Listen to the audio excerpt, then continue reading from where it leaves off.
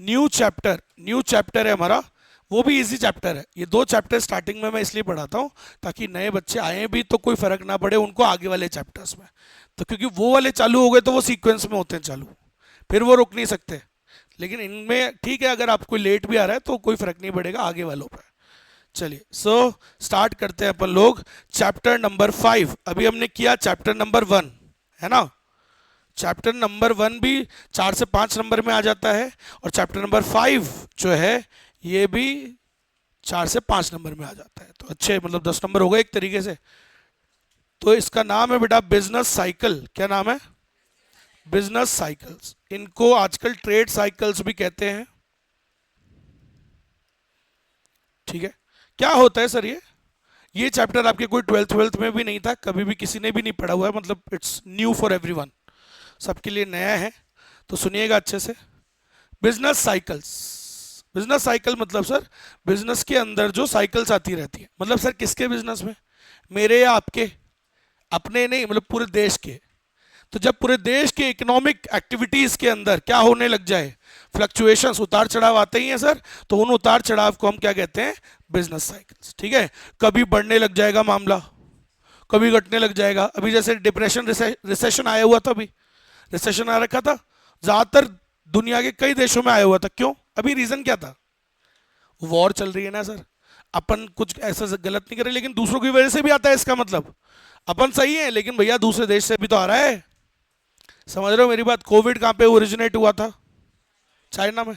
आया तो अपने देश में भी ना। मतलब ये फैलते हैं सर ये चीजें, तो वैसे ये है, यहाँ पर भी फैलता है। इकोनॉमिक एक्टिविटीज में भी प्रभाव फैलता है। अब अगर अमेरिका में आएगा रिसेशन तो तुम्हारे भी आएगा। बोलो सर क्यों? अरे क्योंकि वो रिलेटेड है ना दोनों, वो रिलेटेड है। भाई हम भी तो उससे इंपोर्ट एक्सपोर्ट करते हैं, तो उसका आएगा तो अपने भी आएगा। अच्छा खासा अमाउंट आता है अपने वहां पे। समझ गया ना कहने का मतलब? तो फिर सर ये सब ये जो उतार चढ़ाव आते हैं ना, इसको हम कहते हैं बिजनेस साइकिल्स। तो अभी इतना सा याद रखना कि बिजनेस साइकिल्स क्या होता है। जब भी देश की इकोनॉमिक एक्टिविटीज में क्या आता रहता है सर?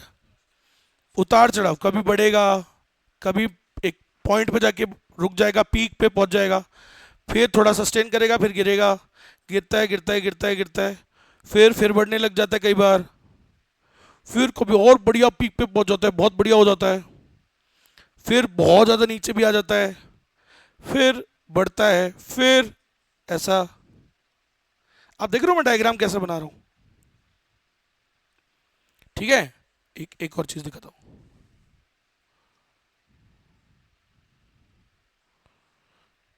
आप समझना बात को ना, फर्क समझना सबका, है ना। तो ऐसे ही जो फेजेस होते हैं इसके अंदर उतार चढ़ाव चलता रहता है। जो उतार चढ़ाव आते रहते हैं इसी को क्या कहते हैं हम? बिजनेस साइकिल्स कहते हैं। ठीक है। So the fluctuations.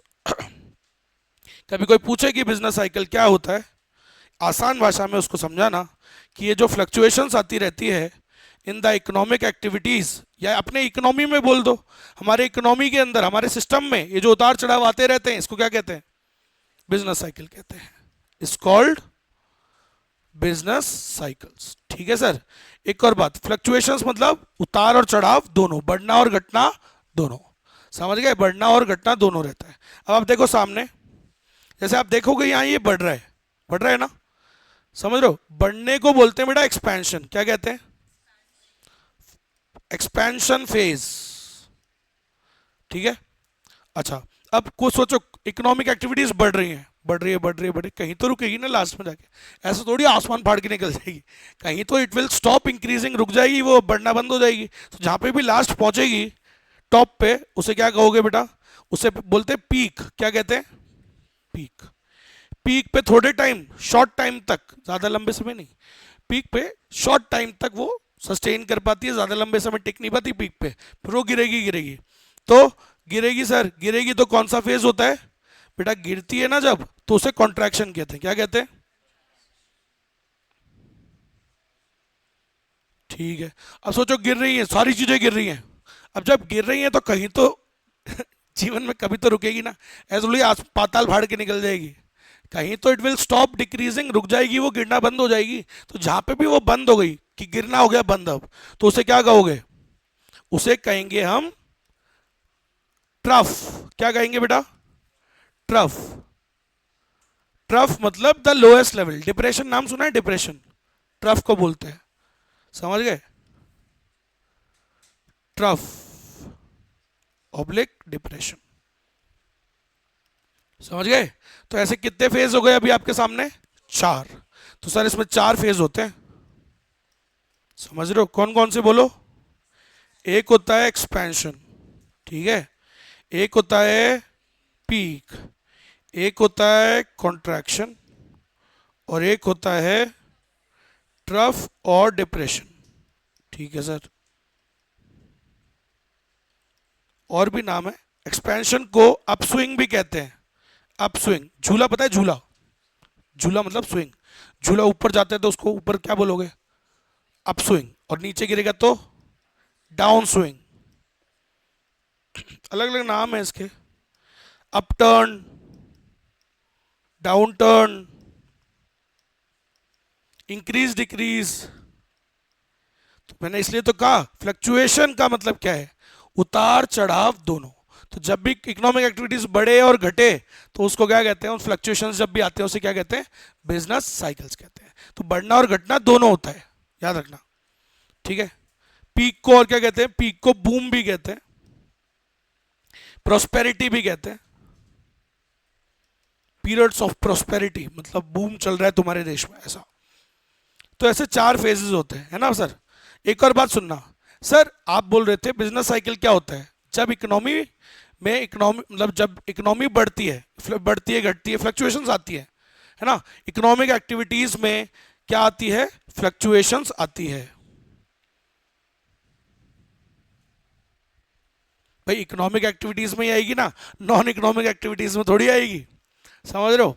समझते हैं? 2 एक्टिविटीज करता है आदमी दिन में, एक दिन में आदमी दोनों एक्टिविटीज करता है, इकोनॉमिक वाली और नॉन इकोनॉमिक वाली। अभी सुबह में पूजा पूजा पूजा वगैरह करके आया हूँ, क्या आज तो नहीं करके आया, टाइम नहीं मिला, नॉर्मली करता हूँ ऐसे।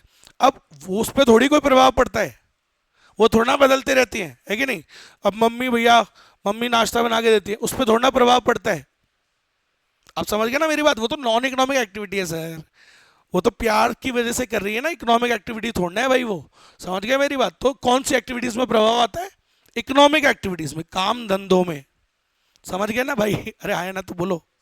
तो काम धंधे में इफेक्ट आता है। तो जब भी ये जो चीजें बढ़ती है और घटती है इसे क्या कहते हैं? Business cycles. तो बोलो सर क्या चीज बढ़ती है घटती है, कैसे मेजर करोगे?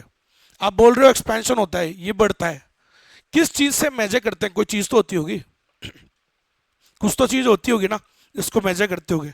तो सुनना बेटा, देखो क्या लिख रहा हूं, नीचे लिख रहा हूं एक्स एक्सिस पे टाइम और वाई एक्सिस पे होता है बेटा जीडीपी। क्या होता है?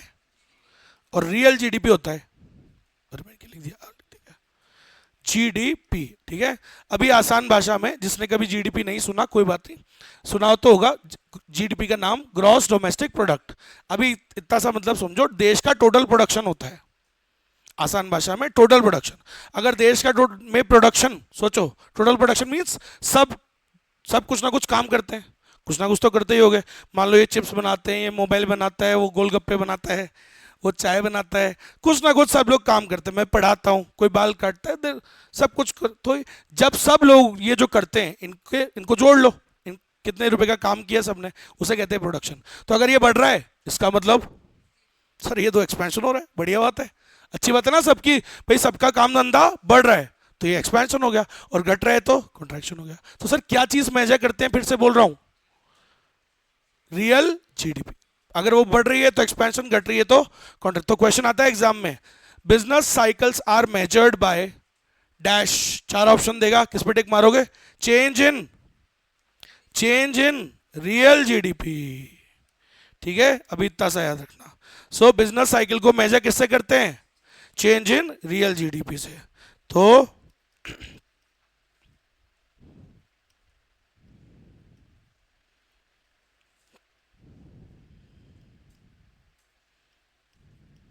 ठीक है, तो कितने फेज होते हैं बेटा? 4 होते हैं, है ना? और सुनिएगा, इसमें और भी नाम है, एक नाम और है, कॉन्ट्रैक्शन को रिसेशन भी कहा गया है, बट ऑल्दो नहीं होता है, फर्क होता है थोड़ा सा, बताऊंगा आपको सही समय आने पे। समझ में आया? तो ये चैप्टर हम पढ़ने वाले हैं, ठीक है? एक और बात याद रखना, आप इसको अगर डायग्राम को देखो तो मैंने बहुत सोच समझ के बनाया है, देखो यहां पे ये कितने लंबे समय, नीचे क्या लिखा है, यहां पे देखो सर ये कितने लंबे समय तक चला, ये वाली साइकिल, ये जो पूरी साइकिल चक्र चला ये लंबे समय तक चला।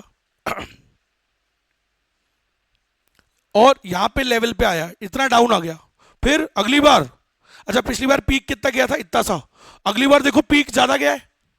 सर ऐसे होता रहता है, कुछ फिक्स नहीं होता, जरूरी थोड़ी है उतना ही पीक जाएगा जितना पिछली बार गया था, हर बार कुछ ना कुछ अलग होता रहता है, कुछ भी फिक्स नहीं है, टाइम भी फिक्स नहीं है, ड्यूरेशन कितने लंबे समय तक होगा ये भी फिक्स नहीं है, हो सकता है जल्दी जाके जल्दी नीचे आ जाए, हो सकता है धीरे धीरे धीरे स्लो जाए, समझ लो।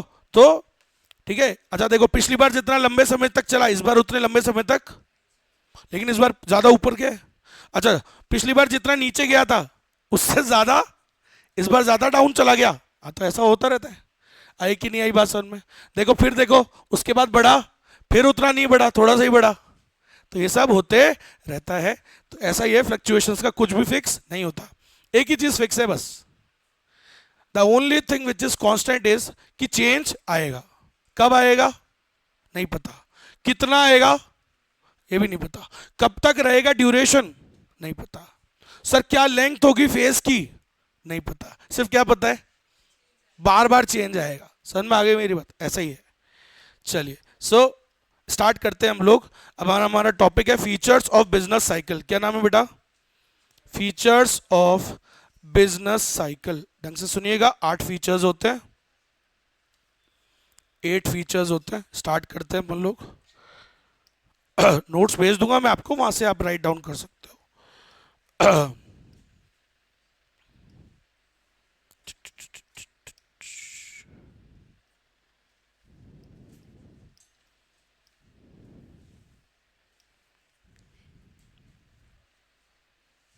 ये चैप्टर नंबर 5 है, फीचर्स पढ़ रहे हैं, फीचर्स फीचर्स, ये रहे फीचर्स। चलिए स्टार्ट करें। सबसे पहला फीचर, ध्यान देना बेटा, कोई दिक्कत आए तो बताना, ऑल दो नहीं आएगी। हाँ भाई, features of business cycle. Features को और क्या कहते हैं हम, कैरेक्टरिस्टिक्स भी कहते हैं और नेचर भी कहते हैं, करेक्ट। चलो अब सुनना, तो फीचर्स मतलब क्या होता है कि वो चीज कैसी है बस ये बताना है, ना अच्छी बातें ना बुरी बात। ये नहीं बोला कि वो अच्छी बात होती है, ये नहीं बोला बुरी बात होती है, हमको बताना है वो चीज में क्या क्या होता है बस, ठीक है भाई। सो फीचर्स ऑफ बिजनेस साइकिल। सुनना, नंबर 1 बताया मैंने, जस्ट अभी आपको बताया, क्या पहला फीचर अभी समझाया था। देखो पहला फीचर क्या कह रहा है, ध्यान देना बेटा, पहला फीचर क्या कह रहा है, सर बिजनेस साइकिल्स दे अकर पीरियोडिकली। सर पीरियोडिकली मतलब बार बार, समय समय पर होते रहती हैं, ये चेंजेस आते रहते हैं, ठीक है। मैंने अभी बताया ना आपको, एक ही चीज फिक्स है क्या, कि चेंजेस होते रहेंगे समय समय पर, बट कब होंगे ये नहीं पता, कब तक होंगे, क्या ड्यूरेशन होगी ये भी नहीं पता। क्या सर हमेशा सेम टाइम पे ही आते हैं क्या, नहीं साहब। क्या हमेशा क्या होता है, रेगुलर इंटरवल्स पे होते हैं क्या, नहीं। ऐसे होता तो फिर तो सभी को पता होता ना कि यार जनवरी फरवरी मार्च में काम धंधे बढ़ेंगे फिर डाउन हो जाएंगे, सबको ही पता होता फिर तो। लेकिन ऐसा होता है क्या कभी, ऐसा नहीं होता है सर। अभी जो अभी टाइम चल रहा है, अभी लास्ट ईयर क्या माहौल चल रहा था, शानदार, समझ लो। मेरे शेयर्स जो 800 रुपए के थे वो 1400 रुपए प्राइस चल रहा था उनका, समझ लो। लाख लाख रुपए, 2-2 लाख रुपए एक एक ट्रांजैक्शन में शेयर्स में कमा रहा था मैं, इतना मस्त माहौल चल रहा था। अब वही 800 का शेयर 500 के भी नीचे आ गया था, और 6 महीने से चल रहा है उतना, इतना कभी रहता ही नहीं था भाई साहब, हमेशा उसने कमा के दिया। लेकिन इस बार उसने ऑलमोस्ट सितंबर पिछले साल से हालत खराब करी हुई है, समझ रहे हो। तो ऐसे ही है सर, कुछ भी फिक्स नहीं होता, सिर्फ एक चीज फिक्स है, क्या, चेंज आएगा, पीरियोडिकली आते रहेगा, समय समय पर आते रहेगा, समझ रहे हो। याद रखिएगा, दे do not show, they do not show, show का मतलब क्या होता है, exhibit. They never show the same regularity, हमेशा सेम समय पे नहीं आएंगे। जरूरी नहीं कि पिछले जनवरी में भाई साहब एक्सपेंशन था तो इस बार भी होगा। They never show the same regularities, है ना। The duration of these cycles also very. Sir ये ड्यूरेशन भी बदलते रहती है, कितने समय रहेगा, कब आएगा, ये भी बदलते रहता है, कुछ भी फिक्स नहीं है। The intensity of the fluctuation also varies. Sir वो इंटेंसिटी भी क्या होती रहती है, बदलती रहती है, तो सर कुछ भी फिक्स नहीं है क्या? एक ही चीज फिक्स है, क्या?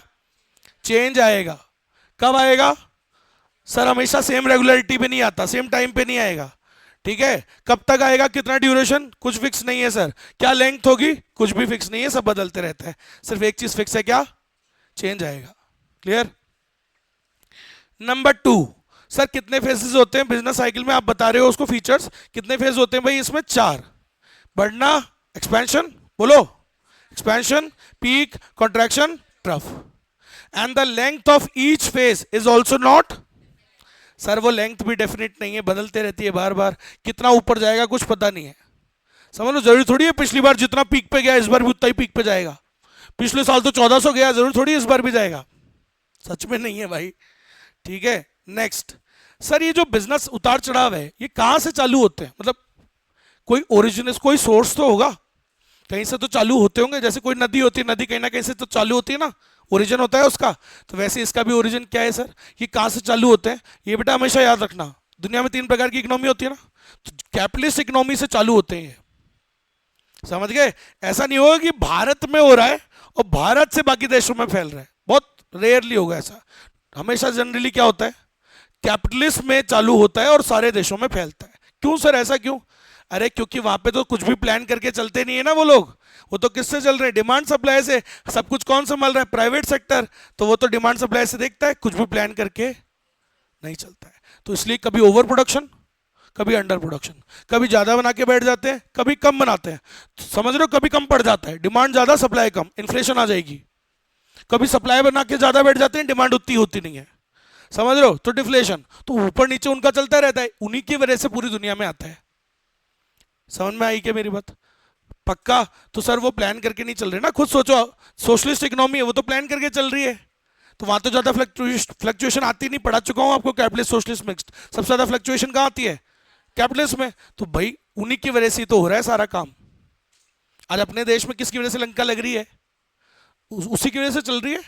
सितंबर से क्यों चालू हुआ था, क्योंकि तब से वो डोनाल्ड ट्रंप वो टैरिफ टैरिफ टैरिफ कर रहा था, कंजर, समझ रहे हो। उसके बाद उसके अभी ये मस्ती चढ़ गई है ईरान से लड़ने वाली, फिर और नहीं चढ़ती रहती है उसके, तो समझ रहे हो ना मेरी बात। तो हमारे कारण थोड़ा ना हो रहा है यार, अरे सही है कि नहीं है? तो यही वाली बात है सर, ये जो बिजनेस साइकिल से क्वेश्चन आएगा, ये जनरली कहां से ओरिजिनेट होते हैं, free market economies. Free market किसको बोलते हैं, कैपिटलिस्ट को। तो सर ये वहां से ओरिजिनेट होती है, क्योंकि वो उनकी अनप्लान्ड इकोनॉमी है, कुछ भी प्लान करके चलते नहीं। और एक और बात, ये जो बिजनेस साइकिल्स होती हैं, they are pervasive as well. परवासिव मतलब कॉमन होती है, सारे सभी सेक्टर्स में इसका प्रभाव आता है। इनिशियली 1-2 सेक्टर्स में आएगा और धीरे धीरे वो हिंड्रेंस सभी सेक्टर में आ जाती है। एक सेक्टर में प्रॉब्लम आएगी, फिर धीरे धीरे सब में फैलेगी, वो ऐसा थोड़ी एक ही में रह जाएगी। समझ रहे हो क्या मेरी बात? पक्का? ऐसा। So they are pervasive as well. Disturbance in one sector gets easily transmitted to all other sectors. एक सेक्टर में आएगी तो सब में फैलेगी। अब तुम एक बार बताओ भाई, वहां पे डिस्टर्बेंस जो आ रही है उनकी वजह से किस में आ रही थी, एलपीजी में, एलपीजी में, क्रूड ऑयल में, ऑयल में। अब बोलो सर, अब इफेक्ट तो लेकिन सब में ही आएगा ना। कैसे? क्योंकि सब में इनका यूज तो आता ही है। एलपीजी महंगा होगा तो फिर सिलेंडर महंगा होगा, सिलेंडर फ्यूल महंगा होगा, फ्यूल महंगा होगा तो सब्जियां महंगी होंगी, ट्रांसपोर्टेशन कॉस्ट बढ़ जाएगी, सब महंगा ही होगा। ऐसे ही थोड़ी ना होता है, सब में सेक्टर में फैलेगा उसका प्रभाव।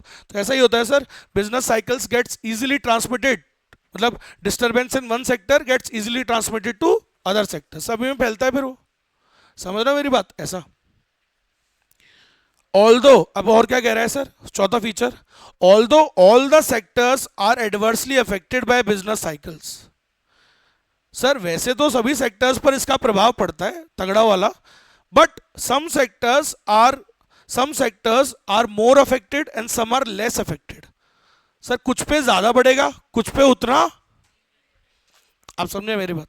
फॉर एग्जाम्पल मैंने अभी कहा आपको सब्जियां महंगी हो जाएंगी, लेकिन पेन लिखने वाला स्टेशनरी, इस पे बहुत ज्यादा प्रभाव, समझ गए? तो कुछ पे ज्यादा पड़ता है, कुछ पे कम, समझ गए? तो सब पे इक्वल नहीं पड़ता प्रभाव, सब पे पड़ता है बट डिस्प्रपोर्शनेटली पड़ता है। सम सेक्टर्स आर मोर अफेक्टेड। ज्यादा कौन किस पे इफेक्ट पड़ता है? Capital goods.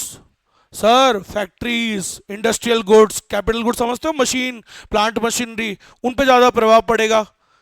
ठीक है, durable consumer goods, car, mobile, furniture, AC, इनकी डिमांड पे फर्क पड़ेगा, इन पे ज्यादा पड़ता है, दे आर डिसप्रपोर्शनेटली अफेक्टेड। अब और क्या कह रहा है, moreover compare to agricultural sector, अगर एग्रीकल्चरल सेक्टर से कंपेयर करें तो इंडस्ट्रियल सेक्टर पे प्रभाव ज्यादा पड़ता है। भाई रोटी तो आदमी खाएगा।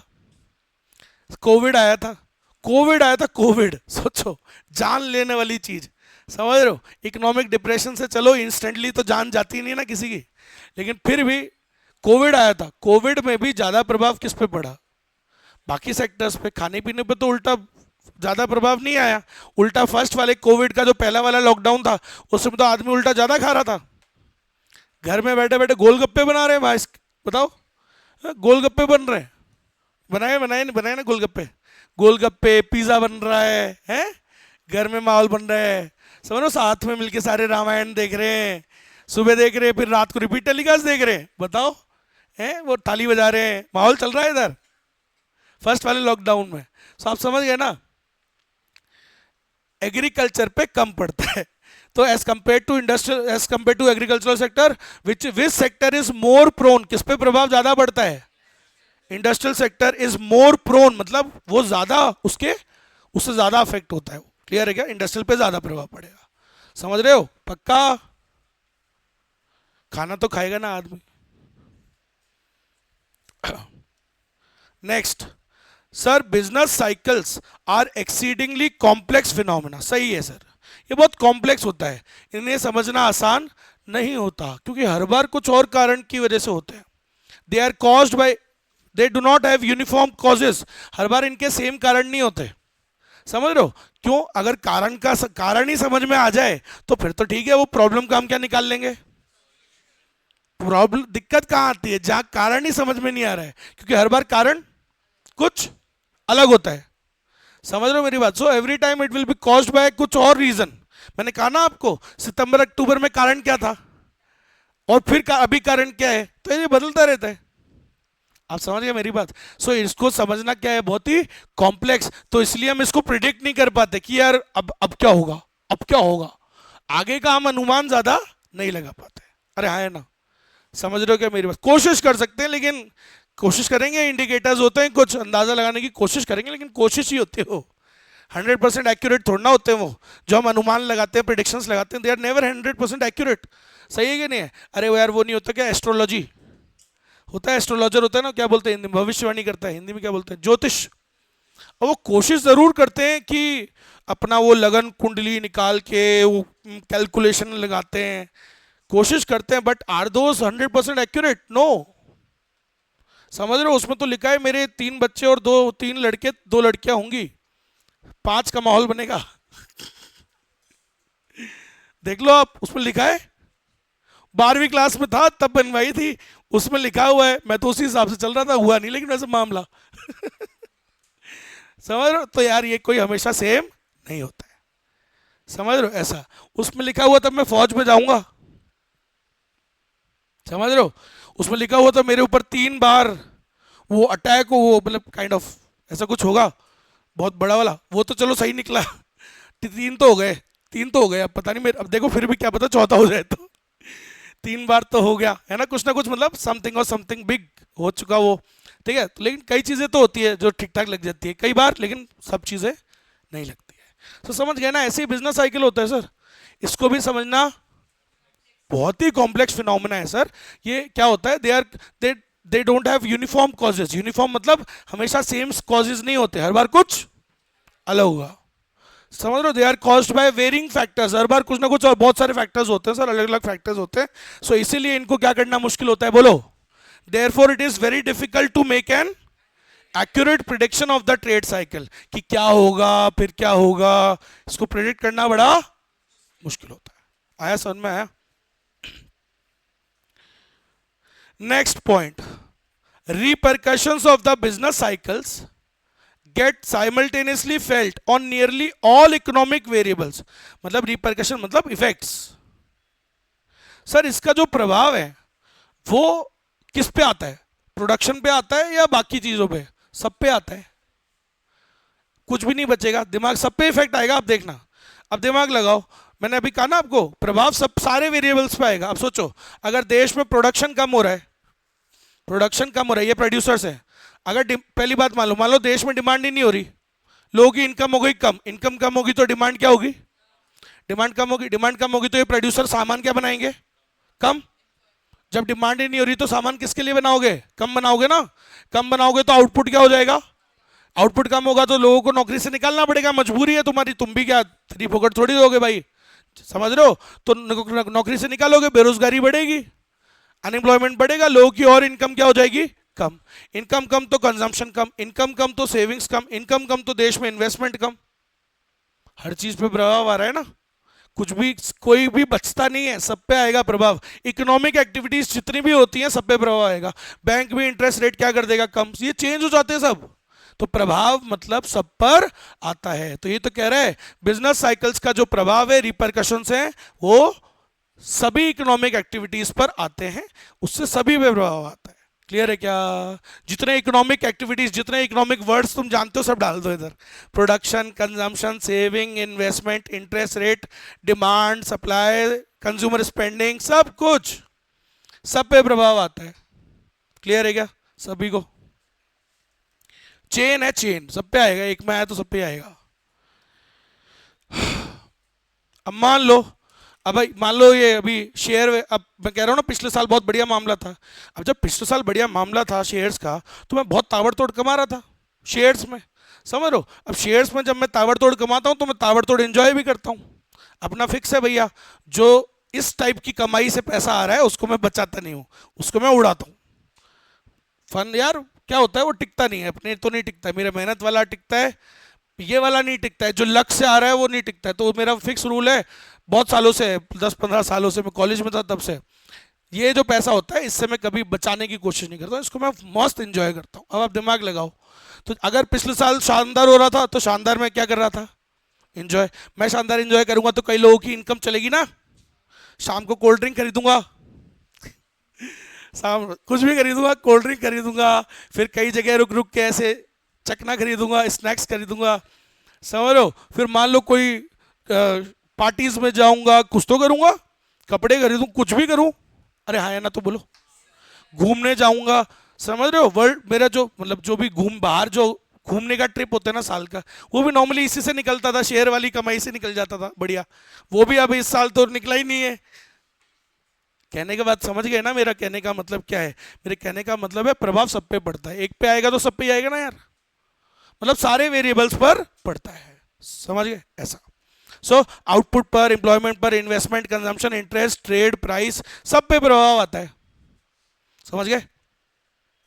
Business cycles are contagious in nature, contagious मतलब फैलना, कंटेजियस बीमारी थी ना वो आपकी, कोविड, कम्युनिकेबल डिजीज पढ़ा होगा बचपन में, कम्युनिकेबल, नॉन कम्युनिकेबल, तो सर ये फैलता है ना, हो रहा है कहां पे, हुआ कहां पे, अच्छा कोविड नहीं बोल रहा हूं, बिजनेस साइकिल ये कहां पे भाई, वो स्टार्ट कहां से होता है sir? They begin in one country and mostly spread to other countries through trade relations. तो सर ये बिगिन कहां पे चालू होते हैं, कौन से देशों में सर? कैपिटलिस्ट वाले देशों में चालू होते हैं, जो जो कैपिटलिस्ट सिस्टम यूज करते हैं वहां पे ये चालू होते हैं, स्पेशली यूएस एंड यूके, वहां पे चालू होगा बिजनेस साइकिल और इसका प्रभाव सभी जगह स्प्रेड हो जाता है। तो इसलिए क्या कहा कि ये क्या होते हैं, डैश, कंटेजियस होते हैं नेचर में, कंटेजन इफेक्ट होता है इसका, कंटेजन मतलब फैलता है, समझ गए सर। एग्जाम्पल देखो, 1929 से लेके 1932, 4 साल दुनिया का आज तक का ग्रेटेस्ट इकोनॉमिक डिप्रेशन आया था। उसको ग्रेटेस्ट क्यों बोलते हैं, पूरी कहानी पढ़ेंगे, स्टोरी पूरी सुनाऊंगा मैं आपको, टॉपिक आएगा पूरा। तो जो डिप्रेशन आया था सर, वो ओरिजिनेट कहां से हुआ था? वो भी ओरिजिनेट वहीं से हुआ था, यूएस और यूके से, और धीरे धीरे पूरी दुनिया को उसने कवर कर लिया था। और उसमें पूरी दुनिया की जो जीडीपी थी, प्रोडक्शन था, वो ऑन एन एवरेज 15% से नेगेटिव हो गया था। प्रोडक्शन नॉर्मली बढ़ता है ना, ग्रोथ होती है, उल्टा वो नेगेटिव चला गया, जीडीपी गिर गई थी पूरी दुनिया में, बहुत बुरे हालात हो गए थे, बहुत ही बुरे। जब पढ़ाऊंगा मैं आपको वो स्टोरी, इसी चैप्टर में ही आएगा, टेंशन मत लो, एंड में आएगा, लेकिन वो तो दिखाऊंगा आपको, फोटोज तक दिखाऊंगा, बहुत बुरे हालात थे। तो सर दिखा रहे हैं ना वो कि बिजनेस साइकिल ऐसा ही होता है सर, ओरिजिनेट एक देश में हो रहा है, धीरे धीरे सभी देशों में फैल जाता है, इसलिए क्या कहा, कंटेजियस होता है नेचर में। और last point, sir business cycles have serious consequences on the wellbeing of the society. Sir इसके सीरियस कॉन्सिक्वेंसेस पड़ते हैं, समाज के वेलबींग पर बहुत प्रभाव पड़ते हैं। होता ही है यार, बहुत बुरे हालात हो जाते हैं, बेरोजगारी हो जाती है, लोग हो ही रहे ना बेरोज। मैं तो फिर भी मैनेज कर रहा हूँ यार, हर कोई थोड़ा सस्टेन कर पाएगा बेचारा, समझ रहे हो। मेरा पोर्टफोलियो पूरा 40% डाउन चल रहा है, तो यार मैं तो चलो चला रहा हूँ अपना काम, सबके थोड़ा ना चल पा रहे होंगे यार। कितने लोग बेचारे लगा के बैठे होंगे, कमाई होती होगी बेचारों की, डिपेंडेंट होते होंगे उस इनकम पे, सोच के बैठे होंगे कुछ बेचारे, उनकी तो लंका लग गई ना सर। अरे हाँ है ना, महंगाई हो रही है, जिस आदमी की तनख्वाह फिक्स है उस बेचारे की तो लंका लग गई, कॉस्ट ऑफ लिविंग बढ़ गई ना उसकी, तो सिलेंडर की मारा मारी चल रही है, आप देख रहे हो, समझ रहे हो मेरे। तो परेशानियां तो होती हैं, शायद आपको इसलिए नहीं पता लगता होगा क्योंकि माँ बाप बताते नहीं होंगे, बट परेशानियां होती है, सभी पे प्रभाव पड़ता है सर, क्यों नहीं पड़ता है, ऐसी बात थोड़ा ना है। समझ में आया कि नहीं आया सबको, पक्का।